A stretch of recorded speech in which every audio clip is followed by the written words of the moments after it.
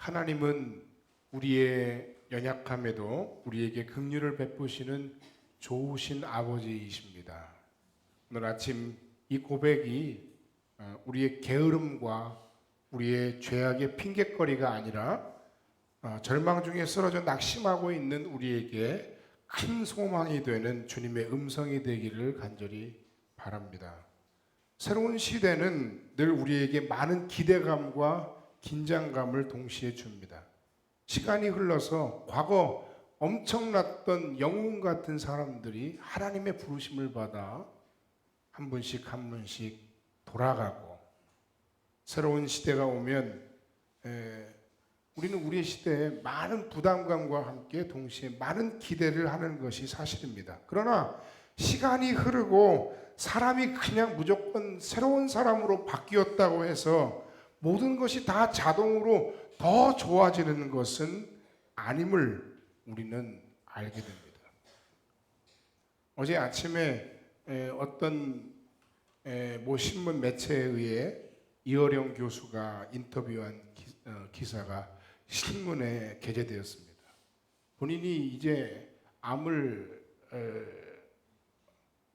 투병 생활을 통해서 암과 싸우는 중에 있는데 이것이 아마 자신의 마지막 인터뷰일 것이다 라고 얘기하면서 인터뷰를 한 내용을 통해서 그분이 삶이 무엇이고 죽음이 무엇인지, 삶은 하나님으로부터, 하나님이라는 표현을 쓰지 않았지만 주어진 선물이며 죽음은 돌아가는 것이다. 그리고 그 하나님께 받은 그 은혜에 대해서 아주 담담하게 써내려간 인터뷰한 내용이 저의 마음을 저의 마음에 많은 감동을 주었습니다. 그 내용의 기쁨에 절로 고개가 숙여지고, 또한 그분이 노년에 만난 하나님에 관한 이야기가 너무나도 감동적인 글이었습니다.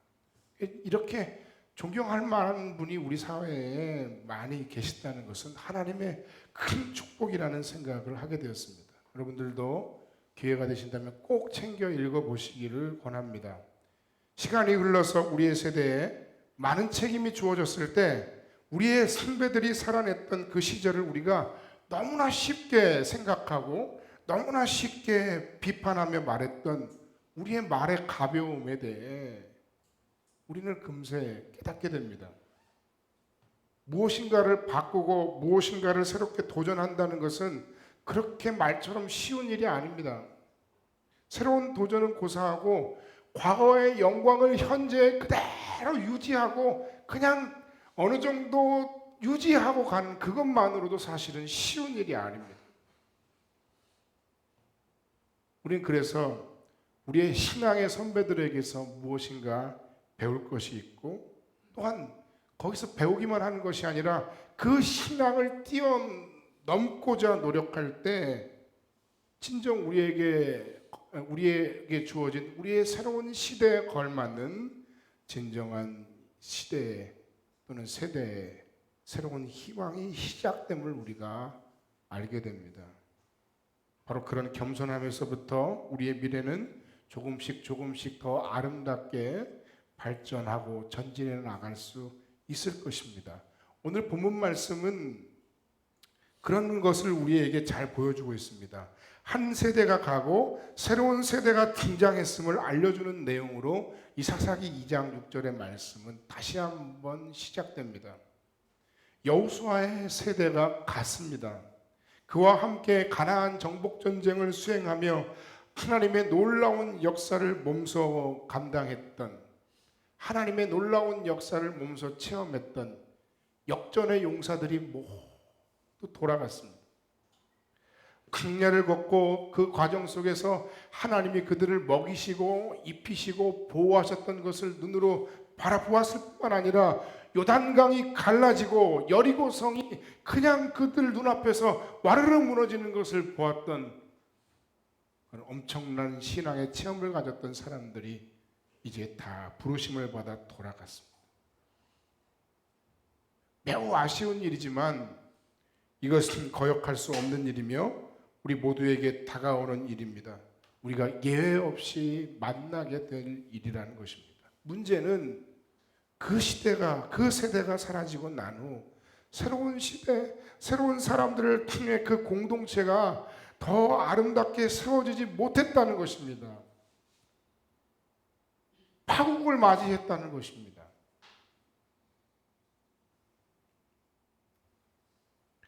신앙의 계승에 성공하지 못한 이스라엘은 결국 신앙에서뿐만 아니라 그들의 삶 전체에서 파국을 맞이하였다는 이 암울한 이야기로부터 사사기는 시작되는 것입니다.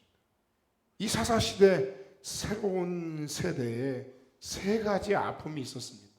그것은 무엇인가 하면 첫 번째는 그들이 여호와를 알지 못했다 하는 것입니다. 안다라는 것은 히브리어 말로 그냥 지식적으로 축적되는 그런 알을 말하는 것이 아닙니다. 이 단어는 체험적이고 경험적으로 아는 것을 말하는 겁니다. 관계를 전제로 해서 말하고 있는 것입니다. 그런데 여러분, 이스라엘 백성들이, 하나님의 백성인 이스라엘 백성들이 그 어느 민족보다도 엄청나게 많은 하나님에 대한 체험을 가졌을 법한 이스라엘 백성들이 하나님을 알지 못한다? 이거 정말 아이러니한 이야기가 아닐 수 없어요. 말 자체가 성립이 안 되는 것 같아요. 그들은 철저한 율법 교육을 받았고 그들의 삶 전체가 하나님을 향한 예배 의식으로 모든 것이 다 그들의 삶에 녹아 있다고 얘기해도 과언이 아닐 만큼 그들의 종교 생활은 엄청난 것이었습니다.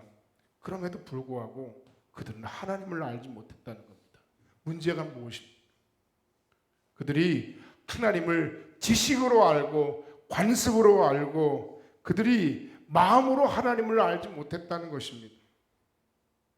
그들의 마음과 삶의 중심에 하나님을 두지도 않았고 그들의 모든 기억 속에 하나님의 은총에 대한 기억이 아무것도 없는 거예요. 그야말로 전설이에요. 그야말로 누구의 시대에 그런 일이 있었다는 얘기도 있던데 그런데 그게 나하고 무슨 상관이지? 해서 이 살아계신 하나님에 대한 감격적인 이야기가 그 마음속에 남아있지 않았기 때문에 그들이 어떤 삶의 어려운 상황을 만나도 이 하나님은 그냥 그야말로 관념적인 신앙의 대상일 뿐 이 살아계신 하나님, 그 하나님의 도우심과 능력이 그들의 어려운 삶에 정말 결정적인 순간에 작동하지 않았다는 거예요. 그들의 현실에 적용할 수 없는 신앙, 없는 지식이었다는 거죠. 왜 그랬을까? 그 이유가 뭘까? 그 이유는 너무나도 분명합니다.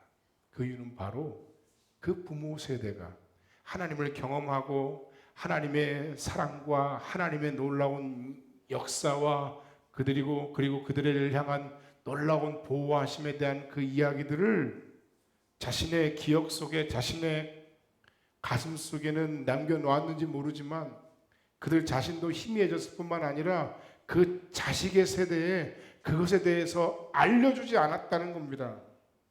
제대로 말해주지 않았다는 것입니다. 여러분, 지지난주에도 사사기를 시작하면서 처음으로 여러분과 함께 나눴던 이야기 중에 하나이지만 신앙의 계승만큼 정말 어려운 일이 있습니까? 정말 이 부분만큼은 그러나 내가 신앙의 양심이 있고 하나님을 만났던 내 신앙의 어떤 하나님에 대한 고백과 확신과 체험이 있는 사람이라면 이 부분은 우리가 결코 놓쳐서는 안 되는 우리의 부모 세대의 부모들의 중요한 영적 책임이라는 겁니다. 누구라도 이 부분에선 자신할 수가 없어요. 기회를 놓치면 안 돼요. 지금은 공부해야 되는데요. 근데 아마 그 아이들의 마음은 그럴 거예요. 진짜 하나님이 살아계시고 그 하나님이 우리의 삶을 붙들고 가시다면 이 중요한 나의 시기에 공부를 하고 그 하나님의 은총을 받아야 되는 시대에 왜 하나님을 의지하지 말고 지금은 공부하라 그러지? 여러분 어떻게 생각하십니까? 여러분의 자녀들을 여러분의 삶의 중요한 것으로 중요한 부분으로 인식하는 것은 너무 당연합니다. 하나님이 여러분에게 주신 그건 역시 중요한 사명이고 축복이기 때문입니다. 그러나 그 하나님 주신 그 사명과 축복을 여러분의 삶의 인생의 우상으로 만들어서는 안 된다는 이야기입니다. 부모로서의 영적인 책무는 바로 신앙을 계승하는 것입니다. 그리고 그것은 아무리 강조해도 지나치지 않으며 동시에 누구도 방심할 수 없는 너무나도 어려운 과제입니다. 사사시대의 두 번째 아픔은 이것입니다. 그래서 그들이 여호와의 목전에서 악을 행했다. 하나님이 버젓이 그 앞에 계신데 그 앞에서 그들이 다른 신들을 섬기고 있었다는 거예요. 그들을 도와주고 그들에게 어려운 순간마다 힘을 북돋아 주었던 그 하나님이 바로 눈앞에 계신데 그 눈앞에 계신 하나님 앞에서 다른 신을 의지하고 다른 신에게 경배하고 다른 신들을 섬겼다는 거예요. 그게 사사시대의 비극이라는 이야기입니다. 오늘 그래서 바알들을 섬겼다라고 오늘 본문에 보면 표현하는데 그것은 바로 가나안 사람들이 섬겼던 모든 종류의 신들을 통칭하는 이야기이기도 합니다. 그래서 바알들이라고 이야기를 하고 있어요. 결국 이 신앙의 계승에 실패한 이스라엘은 하나님을 사랑할 이유도 그런 마음도 그런 삶의 헌신도 없는 사람들이 되고 말았습니다. 그들의 크고 또는 그들의 작은 유익을 위해서 바알들을 섬기는 데 있어 그들의 마음 가운데 전혀 거리낌이 없었다라는 것이 오늘 우리가 읽은 또는 읽지 않았지만 본문의 내용인 사사기 2장 6절부터 23절까지의 말씀의 내용입니다. 하나님과 이스라엘과의 관계는 종종 결혼 관계로 표현됩니다. 시내산 언약을 맺을 때 하나님과 이스라엘 백성들이 결혼을 했다는 거예요. 그런데 이스라엘이 하나님과의 그 결혼 관계에 있는 이스라엘이 그 약속을 깨뜨렸고 하나님이 보시기에 그 모든 것들은 악하게 보였다. 악한 일이었다. 여러분 그런데 이런 이스라엘의 악행은 과연 그 사사시대에만 벌어지는 일일까요? 걔네들은 어떻게 그렇게 하나님의 은혜를 입고도 하나님 앞에서 다른 신앙을 섬겨? 나는 아닌데? 여러분 정말 그럴까요? 우리가 매주 말씀을 듣지만 말씀대로 사는 것은 어차피 불가능하다고 이미 내 마음 가운데 지고 포기하고 그래서 그 말씀에 순종하는 삶을 위해 헌신하지 않는 우리들은 또한 역시 다른 우상을 섬기는 자들은 아닐까요?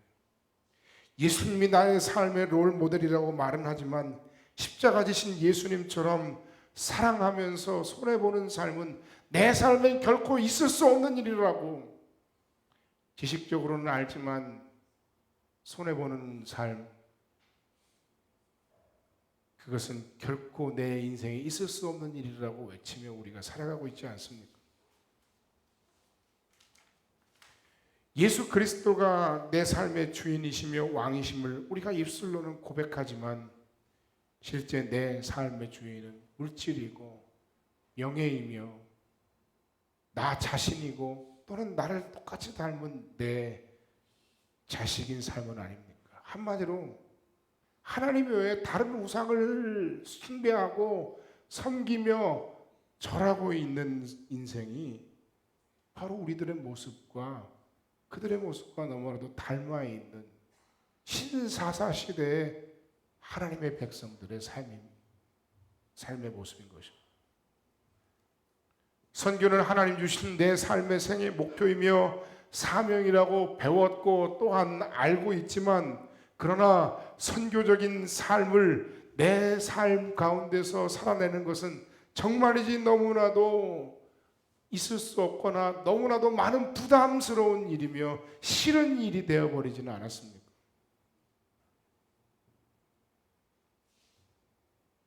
여호와의 목전에서 악을 행하고 바알들을 숭배했던 그 이스라엘의 모습, 그들은 결국 하나님을 화나게 했으며 하나님은 그들의 삶을 이방인들의 손에 붙여서 박해를 받게 하시는 것입니다. 여러분, 하나님의 은혜는 우리에게 너무나도 크고 놀랍습니다. 그러나 그렇다고 해서 그 하나님의 큰 은혜를 경험하기 위해서 우리가 일부러 죄를 짓고 일부러 하나님의 은혜에서 떠나갈 필요는 없는 것이 아닙니까? 이들이 받았던 고난과 이들이 받았던 박해는 스스로 자초한 일이었고 안 받아도 되는 고난이었습니다. 이 고난과 이 절망 속에서 하나님은 그들에게 은혜를 베푸시기는 하셨지만 그것은 불필요한 과정이었다는 것입니다.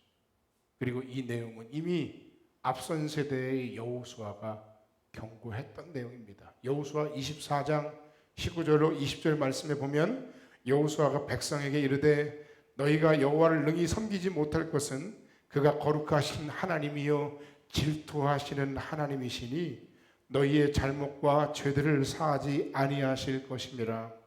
만일 너희가 여호와를 버리고 이방 신들을 섬기면 너희에게 복을 내리신 후에라도 돌이켜 너희에게 재앙을 내리시고 너희를 멸하시리라. 이미 경고하셨던 말씀이에요. 그들을 너무나도 사랑했던 하나님은 여호와의 목전에서 악을 행하는 그들의 모습 가운데 마음만 아파하신 것이 아니에요. 그래서 그들에게 이런 아픔과 이런 시련의 과정이 있었다는 것입니다. 결코 훈련을 위한 훈련이 아니었습니다. 이스라엘은 자신들의 죄 때문에 이런 전쟁을 치러야 하는 상황입니다. 하나님께서 그들에게 복을 주시고 평안함을 허락하실 때 그 은총을 기억하고 그들이 진정 그 은총 앞에 감사하는 신앙을 가졌더라면 이런 불행은 그들에게 오지 않았을 것입니다. 이것이 사사시대의 세 가지 슬픔입니다. 여호와를 알지 못했고 그리고 여호와를 알지 못하던 그들의 세대는 하나님께 범죄함으로 징벌을 받았으며 그 모든 과정 속에 이런 모든 징벌과 박해는 불필요한 것입니다.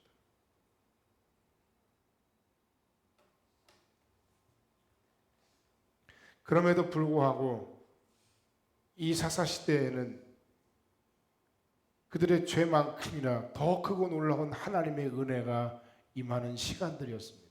하나님께서는 그 시대마다 그 상황마다 사사를 그들에게 보내시고 사사를 통해서 그들을 구원하셨습니다. 사사기를 보면 전형적인 사이클이 등장합니다. 오늘 우리가 읽은 사사기 2장 6절부터 23절까지의 내용이 사사기에서 계속해서 똑같이 반복되는 일이었습니다.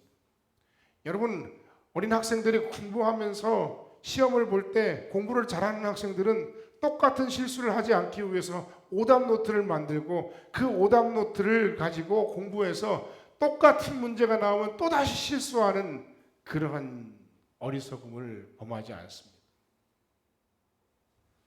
이스라엘은 그러나 그런 아픔을 겪고야 말았습니다. 똑같은 과정 속에서 사람은 바뀌고 시대는 바뀌었는데 이들이 똑같이 실수하고 똑같이 범죄하고 그래서 똑같이 벌을 받는구나 하는 그런 내용입니다. 그 과정은 바로 이런 사이클입니다. 먼저는 그들이 여호와를 버리고 우상에게 절함. 이것은 이미 여러분들에게 말씀드렸죠. 12절 말씀 가운데 기록되어 있습니다. 애굽 땅에서 그들을 인도하여 내신 그들의 조상들의 하나님 여호와를 버리고 다른 신들 곧 그들의 주위에 있는 백성의 신들을 따라 그들에게 절하여 여호와를 진노하시게 하였으되. 그 다음 그래서 결국 그들은 14절 말씀에 있는 그대로 여호와께서 이스라엘에게 진노하사 노략하는 자의 손에 넘겨주사 그들이 노략을 당하게 하시며 또 주위에 있는 모든 대적의 손에 팔아 넘기심에 그들이 다시는 대적을 당하지 못하였으며 노략당하고 패배하고 그 고통 가운데 있었다. 그래서 그들이 하나님께 부르짖었다. 그런데 문제는 바로 이 부분이 계속해서 실패한 그들의 오답 노트의 내용이에요.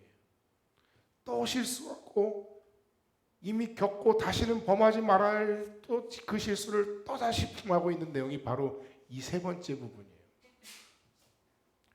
그들이 그래서 탐직하는 마음으로 하나님께 부르짖습니다. 18절에 여호와께서 그들을 위하여 사사들을 세우실 때에는 그 사사와 함께 하셨고 그 사사가 사는 날 동안에는 여호와께서 그들을 대적의 손에서 구원하셨으니 이는 그들이 대적에게 압박과 괴롭게 함을 받아 슬피 부르짖음으로 여호와께서 뜻을 돌이키셨음이거늘. 슬피 부르짖었다는 거예요. 그런데 문제는 바로 이 부분입니다.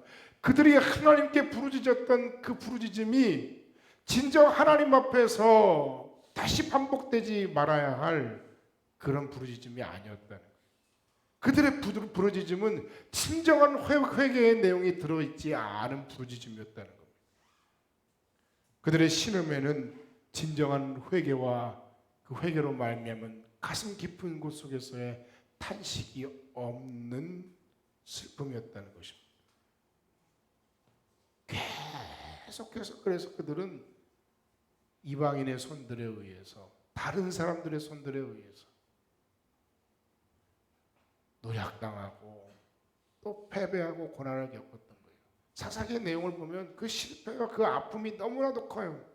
어떤 표현까지 있냐면 마치 1년 동안 내내 열심히 수고하고 땀 흘리고 내가 열심히 농사하고 거둬야 할 그 모든 것들을 메뚜기 떼가 어느 날 하루아침에 나타나서 싹 다 먹어치운 것처럼 하나도 남지 않는,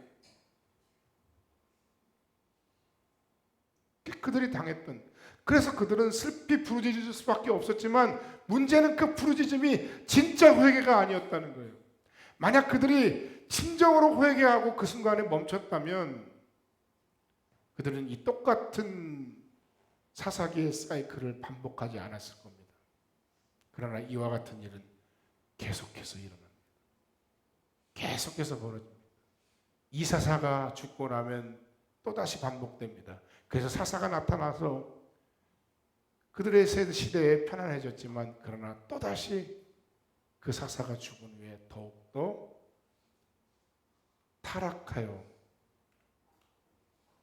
더 나쁜 상황을 만들고 말았다는 거예요. 그럼에도 불구하고 오늘 이 부분이 굉장히 중요해요.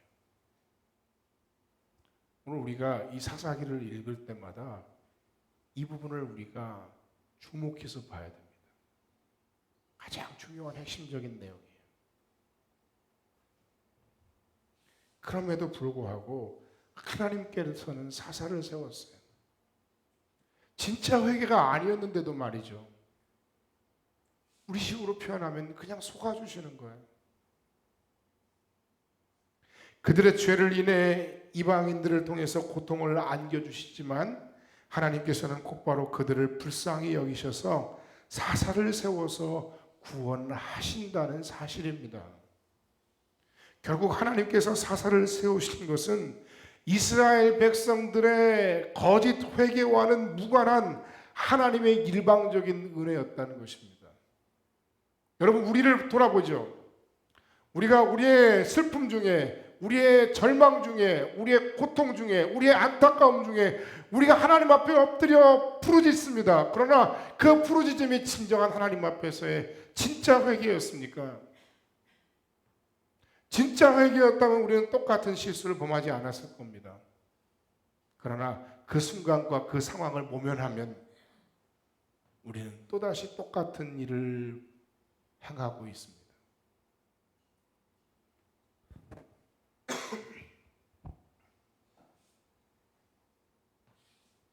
이제까지 살아온 우리들의 삶의 모든 여정 속에서 우리들의 진정성 없는 회개에도 불구하고 우리에게 베푸신 이와 같은 일방적인 하나님의 은혜가 없었다면 우리의 과거, 우리의 현재, 그리고 우리의 미래 그 어느 것에도 소망은 없었을 것이며 없는 것입니다. 더 안타까운 사사기의 마지막 사이클은 바로 이것입니다. 이렇게 놀라운 하나님의 은혜를 받았음에도 불구하고 바로 이 이야기가 사사기 사이클이라는 표현으로 표현되는 것처럼 이 이야기를 증명이라도 하듯이 이스라엘 백성들은 하나님이 보내주셨던 구원자 그 사사들이 죽은 후에 더욱 타락한다는 패턴입니다. 사사기 전체에 방금 말씀드렸던 위와 같은 패턴들은 계속해서 반복해서 나타나는 것입니다. 여러분 다시 한번 생각하고 묵상해 보시기 바랍니다. 이 사사시대에 자기 소견에 옳은 대로 행했던 이 이스라엘 백성들의 삶의 모습이 정말로 나하고는 상관이 없는 것일까요? 나하고는 정말로 전혀 관계가 없는 이야기입니까?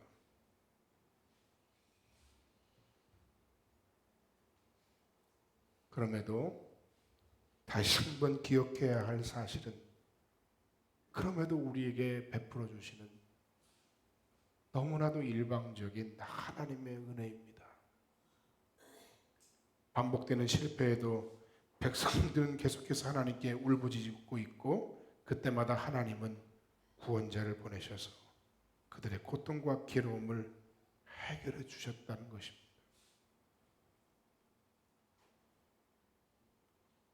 결론의 말씀을 드리고 말씀을 마칩니다. 이 말씀 앞에 우리는 무엇을 해야 할까요? 하나님을 잊지 말고 다시 하나님을 기억하는 저와 여러분들이 되기를 주의 이름으로 간절히 축원합니다. 하나님을 알지 못하고 하나님께서 행하신 일들을 기억하지 못하는 그들처럼 우리가 행해서는 안 됩니다. 그리고 두 번째는 그 하나님을 더욱더 진심으로 사랑할 수 있는 저와 여러분들이 되길 바랍니다. 우리의 마음속에 영적인 위선과 형식적인 신앙을 벗어나 진심으로 하나님을 사랑하는 법을 회복하는 그런 저와 여러분들의 삶이 되길 원합니다. 그리고 무엇보다도 하나님께서 우리에게 베푸신 그 놀라운 은혜들, 그리스도 예수를 통한 복음의 은혜를 우리의 일상의 삶 속에서 누리고 나누며 계승할 수 있는 복된 여러분들의 삶이 되시기를 주님의 이름으로 간절히 축원합니다. 가정에서, 순에서, 그리고 내가 만나는 모든 사람들과의 삶의 관계 속에서 여러분 이 세 가지가 다 우리가 사랑하고 섬겨야 할 우리의 사랑과 섬김의 대상이고 내가 받은 은혜를 나누어야 할 나눔의 대상들입니다. 때로는 귀찮고 때로는 복잡하고 때로는 어렵지만 그러나 그들에게 하나님의 사랑을 드러내고 선포하고 나누어 줄 수 있는 그런 우리 모두가 되기를 간절히 바랍니다. 이 가을에 우리가 이어령 교수님처럼 못할지라도 뭔가 나의 인생을 하나님 앞에서 한 번쯤 이제까지 살아온 나의 삶을 한 번쯤 정리하면서 하나님은 어떤 분이신지, 특히 하나님은 내 삶에 어떤 분이셨는지 우리가 다시 한번 하나님께서 우리의 삶에 행하신 일들을 기억하고 내 삶에서 역사하신 그 하나님을 바라볼 수 있는 시간을 가지시길 바랍니다. 그리고 그 하나님 안에서 내가 살아내고 있는 내 인생의 의미와 목적이 무엇인지, 내가 살아가고 있는 이 삶의 방식들이 하나님이 진정으로 기뻐하시는 방식인지 우리가 한 번쯤 생각하고 돌아보며 그 하나님의 은혜를 힘입어 다시 한번 일어서는 복된 하나님의 자녀들이 다 되시기를 주님의 이름으로 간절히 축원합니다. 기도하겠습니다.